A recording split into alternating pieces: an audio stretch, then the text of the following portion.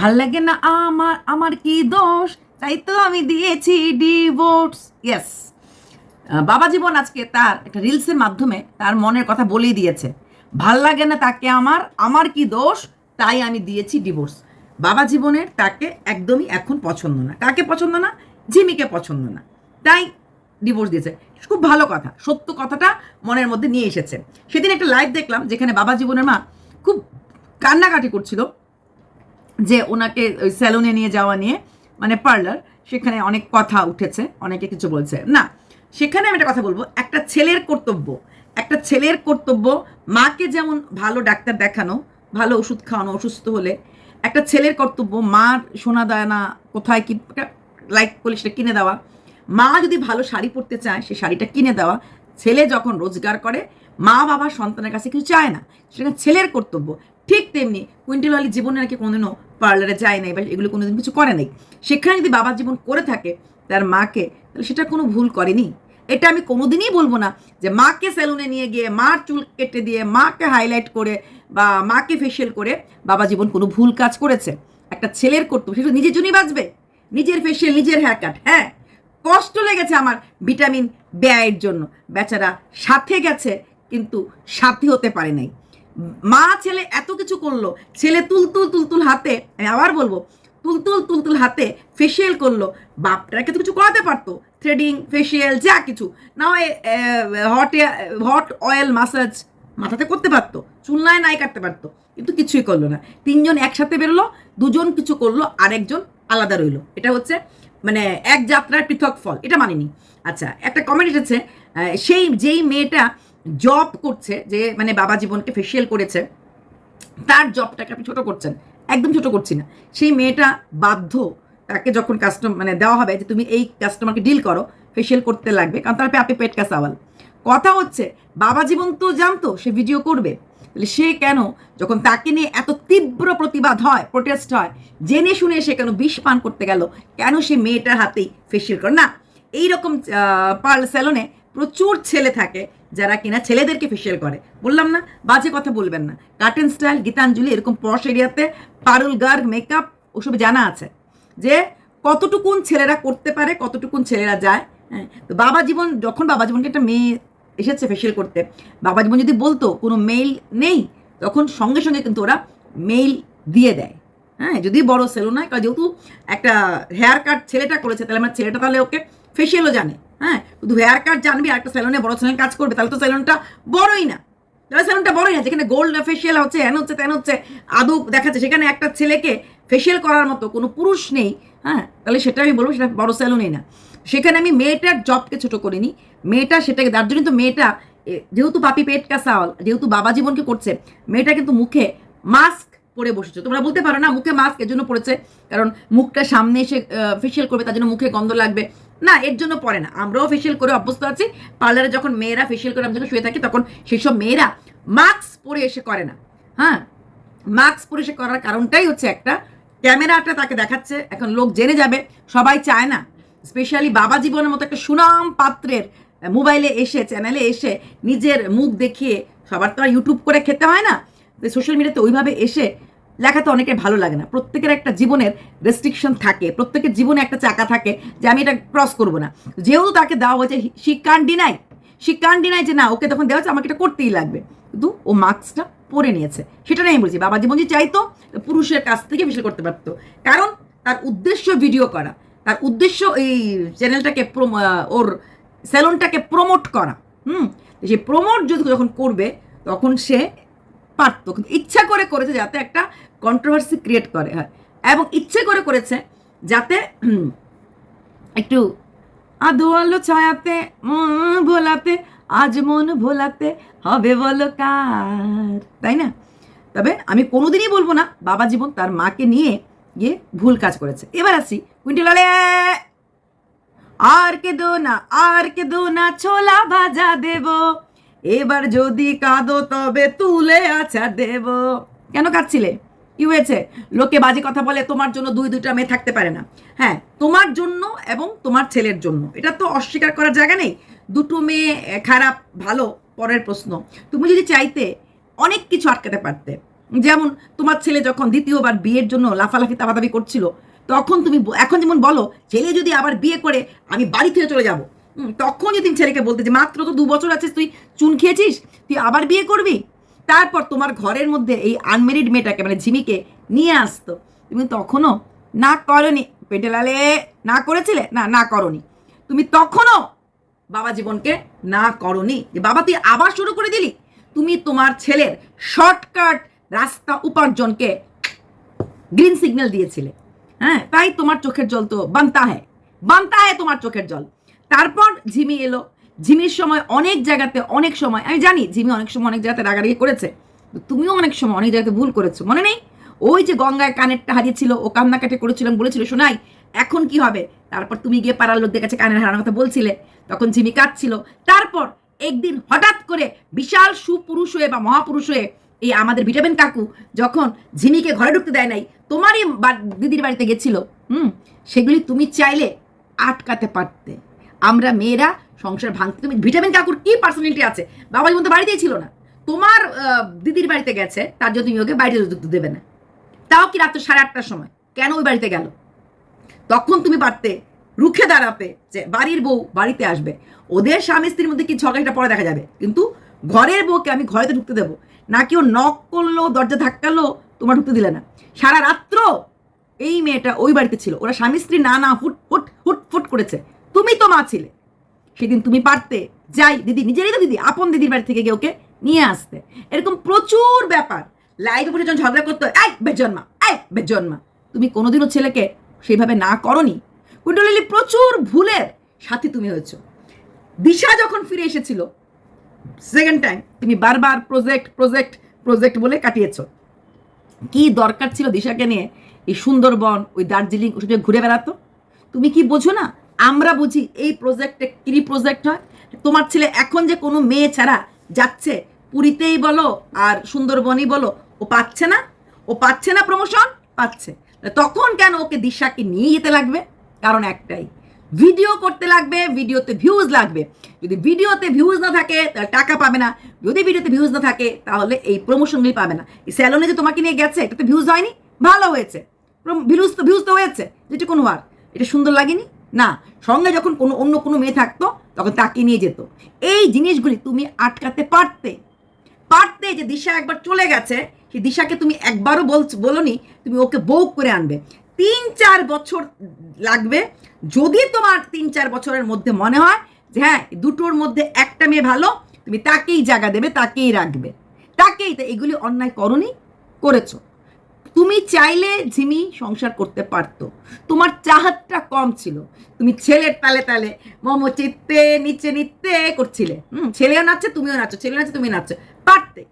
তুমি ওই ভাত মেখে খাইয়ে দিয়েছো, এই হরলিক্সটা খা, লো প্রেশার, এগুলি করেছো, দেখেছি। এই যে ফলটা রেখে গেলাম, করেছো, সবটাই ভিডিও রিলেটেড করেছো। মন থেকে করলে না কিছুটা হলেও ভালোবাসা পেতে। তাহলে তখন তুমি বলবে তাহলে ওরা ফিরে আসতে চায় কেন?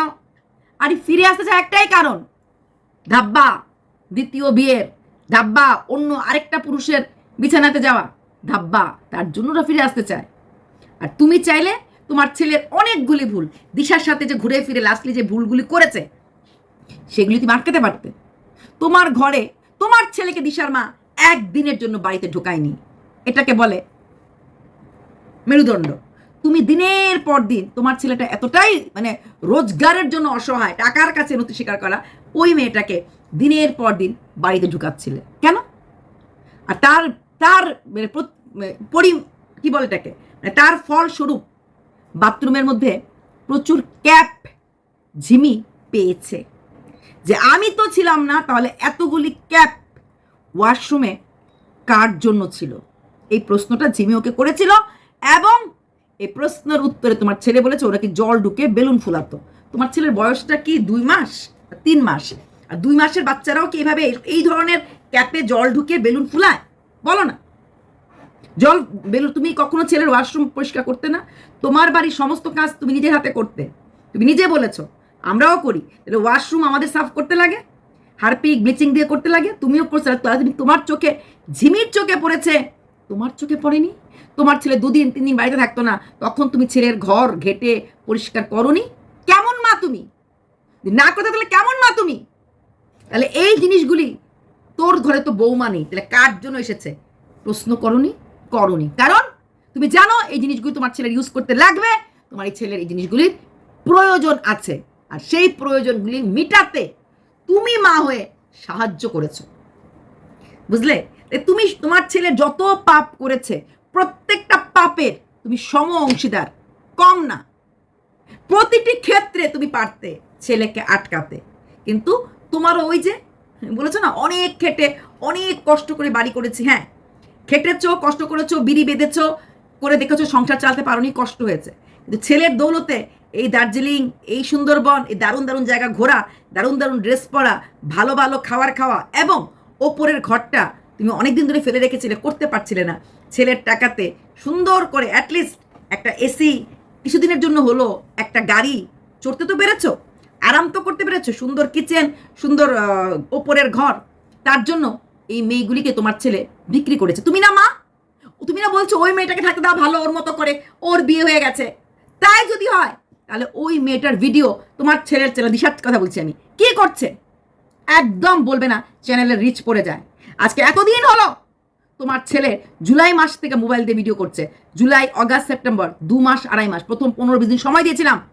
যেই মেয়েটা নেই সেই মেয়েটার ভিডিওগুলি জল জল করছে তোমার ছেলের চ্যানেলে। কেন? সেই শর্টস চ্যানেল যেটা নিয়ে মেয়েটাকে খুলেছিল, সেই শর্টস চ্যানেলের নাম তো বদলে ফেলেছে রাতারাতি। সেই শর্টস চ্যানেলটাকে সেই মেয়েগুলির ভিডিওগুলি কেন ডিলিট করলো না? দুটো মেয়ে সমস্ত ভিডিও ডিলিট করতে পারে, তোমার ছেলের বেলায় হয় না। তোমার ছেলের বেলায় রিচ ম্যাটার্স, তোমাদের এতটা রিচ হওয়ার দরকার। রিচ হতে যাওয়ার জন্য রিচ দরকার, আর সেই রিচের জন্য দুটো মেয়ের থাকা দরকার। বাবা তুই যখন দুটো শেখা আসলে থাকবি না, দুটো মেয়েকে নিয়ে কিছু করবি না, তাহলে তুই ইয়ে কর, দরকার নাই। দুটো মেয়েকে নিয়ে চ্যানেলগুলি খুলেছিস, আর দরকার নাই, ওই চ্যানেল দুটো ডিলিট করে দে। মেইন চ্যানেল দুনিয়া আর দেবনাথ রেখে দে, আর দুটো চ্যানেল, দুটো মেয়েকে নিয়ে শর্টস চ্যানেল খুলেছিস, দুটো মেয়ের চ্যানেল ডিলিট করে দে। থার্ড যদি কোনো মেয়ে আসে তখন নয় শর্টস চ্যানেল খুলবি, আর যদি মেয়ে না লাগে তুই একা একা শর্টস চ্যানেল খুলো। পারতে বলতে কুইন্টেল আলী বলনি সে শিক্ষাটা ছেলেকে দাওনি, দেওয়ার প্রয়োজন মনে করনি। কারণ তোমার কাছে সব শিক্ষাই কুশিক্ষা। ওই যেমন, মা কেমন লাগলো পার্লারটা? ভালো। Hello guys, 11-22। সবসময়, অনেক সময় এমন করতে শিখো, সবসময় হাতটা খুব ভালো লেগেছে, ভাবিনি হাইলাইট করবো, এই যে এমন করে, যে নিজেও বলো এমন করে, সবসময় সব কিছু এমন করতে নাই। তোমার মনটা বড়, তোমার ঘরটা বড়, তোমার রুমটা বড়, যত মেয়ে আসে আয় আয় আয়, তো আমি তোদেরকে মেখে ভাত খাইয়ে দেবো, ছানা মেখে খাইয়ে দেবো, ডিম সিদ্ধ খাইয়ে দেবো, রুটি খাইয়ে দেবো। আর এইগুলি তোমার ছেলের জীবনটাকে শেষ করছে। ছেলে এডিক্টেড না, আই মিন টাকার, তুমিও এডিক্টেড। কিছু বললে বলো, তোমাদের কাকু এত কষ্ট করে, আমরা কিন্তু নবদ্বীপের জায়গা বিক্রি করি নাই, হ্যান নাই, তারপরে বলেছো 1 কাঠা না 2 কাঠা জায়গা তোমরা বিক্রি করেছো, করে তোমরা এখানে জায়গা করেছো। তারপর এই সাতা মাতা করে সেরে এই কোনো মতে আদা বুড়ি খান্তা করে ওই নিচতলাটা তুলেছিলে, ওপরতলাটাও উঠিয়েছো, মিথ্যা কথা না, কিন্তু সেখানটা তো ধাপ্পাবাজি করে করে ওপরটাতে তখন ছেলে রোজগার করতো। টিকটক ছেলে 17 বছরতেই করতো, তাই ছেলের তখনও রোজগার হতো, এমন না ছেলের রোজগার হতো না। আর ওই সব টাকার মোহেই, তোমার এই দোতলার মোহেই এই রাস্তাটা তুমি ছেলেকে আপনিয়েছো, ঠিক আছে? প্রতিটি পদে ছেলেকে সাপোর্ট করেছো, অন্যায়কে সাপোর্ট করেছো, ছেলেকে ভালো রাস্তা মা হয়ে দেখাওনি, এমনকি এখনো দেখাচ্ছ না। কালকে একটা রিমি কমিউনিটি পোস্ট দিয়েছে, সেখানে পরিষ্কার রিমি বলে দিয়েছে, আমি তো তার সব ভিডিও ডিলিট করে দিয়েছি, ওকে বলে দাও ভিডিও ডিলিট করতে। তখন ও কি বলেছে? একটা কেস বাকি আছে, সেই কেসটা ওঠার পর গিয়ে সে ভিডিওগুলো ডিলিট করবে। কেন? একটা কেস বাকি আছে, ও নিজে বলছে মিউচুয়াল ডিভোর্স হয়ে গেছে, মিউচুয়াল ডিভোর্স, তাহলে আবার কেন? তারপরে কি আবার বলবে 4/4/25 আমাদের অরিজিনাল ডিভোর্স হবে, তারপরে গিয়ে ভিডিও ডিলিট করবো? হ্যাঁ, আর ঝিমির কথা ছেড়েই দিলাম, ডিভোর্সের একটা ব্যাপার আছে। দিশা, ও তো কিসি और কি हो गए, तू प्यार है किसी और का हो गया, তাহলে তার ভিডিওগুলো তোর চ্যানেলে কি করছে? এত লোভ, যেমনি ছেলের তেমনি মার লোভ। আর এই লোভের পরিণতি তোমার হচ্ছে এই রকম। শুধুমাত্র তোমার ছেলে আছে যা হচ্ছে, কোনো সুনাম নেই, শুধু বদনাম আর দুর্নাম। তোমার বড় বউ একটা কথা বলেছিল, এইরকম করতে থাকলে তো ভয় লাগে, আমাদের আর পরবর্তী কোনো ছেলের এই বাড়িতে কেউ বিয়ে দেবে কিনা। কারণ তোমার মেজো বোনের ছেলে আছে, ছোট বোনের ছেলে আছে, ভাইদের এক ভাইয়ের 2 ছেলে আছে, এক ভাইয়ের 2 মেয়ে, আরেক ভাইয়ের 2 ছেলে। তো পরবর্তীকালে আমাদের বাড়ির ছেলে দিতে বলবে, মানুষ ভয় পাবে। কারণ এক ছেলে যে রং দিয়ে, কিন্তু কোথাও না তো ঠিক, কোথাও না ভদ্র ঘর যদি হয় তাহলে আলাপের বিয়ে নয় প্রেমের বিয়ে হলে কিছু ঠিক ভাববে যে মাই গড, ওখানে দেবো, ওইখানে তো ওই ছেলে পিসি করে রেখেছে, মাসি এই কাজ করে রেখেছে, এই বাড়িতে 2 বউ চলে গেছে। এটা কিন্তু তখন ওরা যদি প্রেম না করে তখন আলাপ দিয়ে করতে গেলে কিন্তু এগুলো দেখবে এবং এই কথাগুলি উঠবে। তুমি পরিবারটা থেকে একটা কালো টিকা পরে রেখেছো, তাই তুমি যে বলো না তুমি কালে কেঁদেছো আমার খারাপ লেগেছে, না সেলুন তুমি যেতেই পারো, তবে 2 মেয়ের হ্যাঁ ইসে নিয়ে তুমি কোথাও না কোথাও দায়ী। বড়টার তো ঠিক আছে 2 মাস পর চলে গেছে, আসে নাই, কিন্তু যখন ঝিমি এতবার গেল, থাকতে চাইলো, মিশতে চাইলো, তখন তুমি কোথাও না কোথাও ঝিমিকে কিন্তু আটকাতে পারতে। কোথাও না কোথাও এই মা ছেলে না হয়ে বন্ধু হয়ে ছেলের বউয়ের অনেক কিছু পারতে নিজে গিয়ে যেচে দাদাকে মানিয়ে বাড়িতে নিয়ে আসতে। অনেক সময় অনেক, সব সময় ইগো, হয়তো ইগো অপর পক্ষে থাকে কিন্তু একজনের ইগোটা ছাড়তে লাগে। বুঝে বললাম, এমন করে বলো না হ্যালো গাইস স্যালনটা খুব ভালো লাগলো, দেখো কত কিছু রান্না করেছি, সবসময় এরকম না, এই জিনিসটা জানতে লাগে। তুমি এটা জানো না, তুমি শেখুনি, নিজেকে খুব বড় মনে করছো, তোমার ছেলে যেন বাংলার ঘরে ঘরে হয়, বলো নি? তো এইরকম যার আইডিয়া যে বাংলার ঘরে ঘরে এরকম ছেলে হলে বাঙালি জাতটা উচ্ছন্নে যাবে, এটা বোঝার মতো আইকিউ তোমার নেই। মন্দিরে গেছে তাল চুরি করে, তার জীবনে কোনো কিছু ভালো হতে পারে? পটল চুরি, তাল চুরি, এগুলি কি ধরনের নেচার তোমার? ঠাকুরের বাড়িতে গেছো, পটল তাল চুরি করে নিয়ে এসেছো, তোমার মনের মধ্যে চোর। আর তুমি এদিকে কৃষ্ণ ভক্ত আর গোপাল ভক্ত দেখালেই হবে? কৃষ্ণ তো ননি চোরা ছিল, ও শুধু দুধ মাখনই চুরি করতো, ঠিক আছে? আর তুমি সব চুরি করে ফেলো, লোকের মান সম্মান, লোকের ইজ্জত, সব। টাকার থেকেও বড়, তোমার কাছে টাকাটা বড়, আমাদের কাছে টাকাটা বড় না, আমাদের কাছে সবচেয়ে বড় হচ্ছে মান সম্মান আর ইজ্জত। মান সম্মানহীন ভাত এখান দিয়ে নামবে না, তোমার নামতে পারে, আমাদের নামবে না, বুঝলে? আমাদের মান সম্মানহীন ভাত নামবে না। তাই বললাম যে তুমি কান্নাকাটি করো না, কিন্তু 2 ছেলের বউ যাওয়ার পেছনে তোমার হাত তো আছেই, তুমি আটকাতে পারোনি, এটাই তোমার ফেইলিয়ার। करने का हिम्मत रखो तो सुनने का भी हिम्मत रखो। ओ क्विंटल वाली कलंकिनी कंकावती, बाय।